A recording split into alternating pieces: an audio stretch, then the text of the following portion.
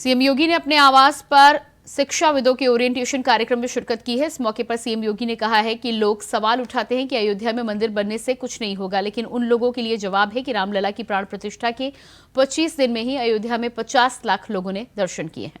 तो मुख्यमंत्री योगी आदित्यनाथ का साफ तौर पर कहना है कि तमाम युवाओं को रोजगार के क्षेत्र में आगे बढ़ाने के लिए उत्तर प्रदेश सरकार काम कर रही है, लेकिन साथ ही साथ उन्होंने कहा है कि लोगों का ये सवाल था कि अयोध्या में मंदिर बनने से क्या लाभ होगा। उन्होंने बताया है कि इससे लाभ ये हुआ है कि 50 लाख से अधिक लोग अभी तक दर्शन कर चुके हैं, जिससे आसपास के लोगों को रोजगार में बढ़ोतरी और सुविधाओं में बढ़ोतरी जरूर हुई है। तो अयोध्या आए रिकॉर्ड तोड़ श्रद्धालु। मुख्यमंत्री योगी आदित्यनाथ ने अपने बयान में ये बातें कही हैं। हर घर में निवेश आ रहा है। सीएम योगी आदित्यनाथ का ये कहना है कि अयोध्या में श्रद्धालुओं के बढ़ने से हर घर में निवेश बढ़ा है।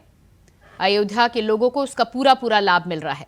और इसी खबर पर हमारे साथ अयोध्या से संवाददाता अभिनव आनंद फोन लाइन पर जुड़ चुके हैं। जी अभिनव, मुख्यमंत्री योगी आदित्यनाथ ने जिस तरह से शिक्षाविदों के कार्यक्रम के बाद अयोध्या को लेकर जानकारी साझा की है, उस पर क्या कुछ पूरी जानकारी है?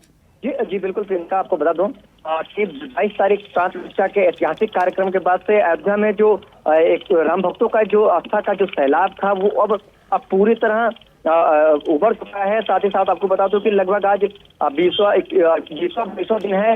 ऐसे में लगभग 25 से 50 लाख राम भक्त अयोध्या पहुंचे और भगवान राम का दर्शन पूजन किए और उनके चरणों में 30 भी नवाया है। जी बिल्कुल।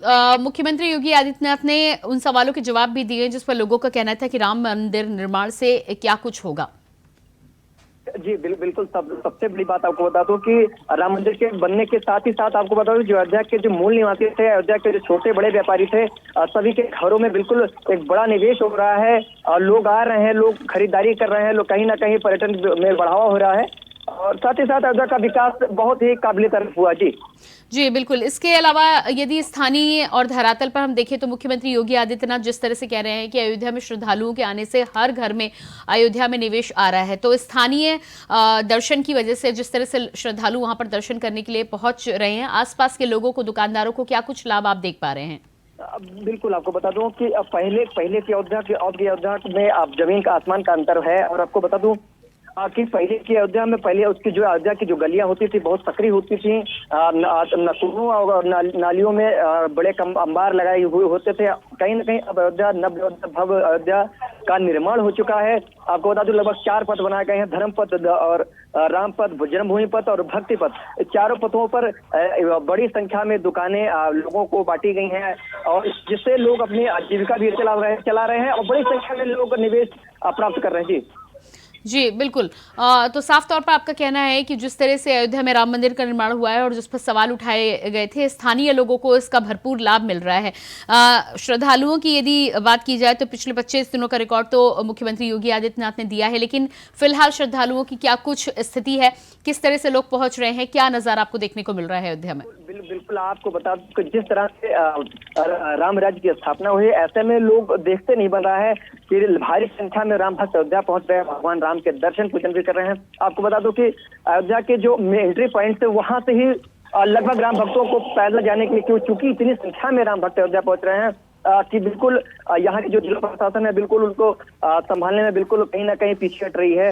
इतनी ज्यादा संख्या में है कि चूंकि बड़ी गाड़ियों का प्रवेश नहीं हो रहा है और जो ई रिक्शा हुआ, छोटे वाहन हुए, कोई भी अंदर प्रवेश नहीं कर पा रहे, क्योंकि जो राम भक्त आ रहे हैं जो चाहे वो ट्रेन के माध्यम से हो, बस के माध्यम से हो, बाय एयर आए, सभी को लगभग राम मंदिर से 3 किलोमीटर दूर पहले ही रोक दिया जा रहा है। लोग पैदल जा रहे हैं भगवान राम के दर्शन पूजन करके 30 नवंबर। जी इसके अलावा अभिनव, जिस तरह से अपने एयरपोर्ट रेलवे स्टेशन का जिक्र किया है, आवागमन की सुविधा को लेकर क्या कुछ ताजा स्थिति बनी हुई है? क्योंकि रेलवे स्टेशन का उद्घाटन हुआ था, एयरपोर्ट का संचालन हो रहा है, किस तरह से सुविधाएं लोगों को ज्यादा मिली हैं अब?